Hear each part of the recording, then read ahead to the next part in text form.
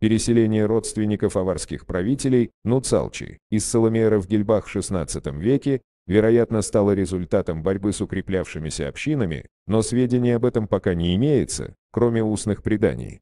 На их основе говорится, что предки Сала-Узденей перешли из верховьев реки Сала-Ор в ее низовья, район современного село Дылым, а далее в Индирии, Сала-Роса, Сала-Юрт, Кандаураул и другие селения равнинной части Терско-Сулакского междуречья.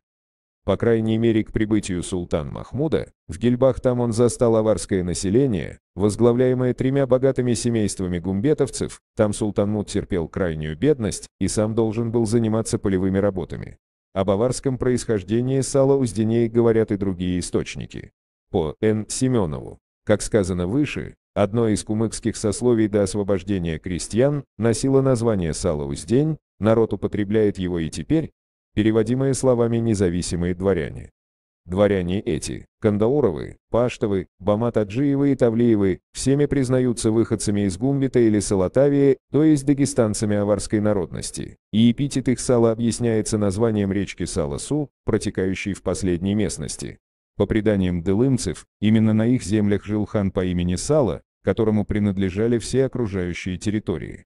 Согласно преданиям, предки Сала-Узденей из Нуцабазул-Уроса переселились в местность у устья реки Салаор, на месте современного селения Калининаул, которое старики-авары по традиции называют Сала-Роса, где основали селение Сала-Роса, в некоторых источниках Сала-Юрт, и местность Чурми, выше современного Индирея. Впоследствии жители Чурми и Сала-Роса переселились в Индире и Дылым.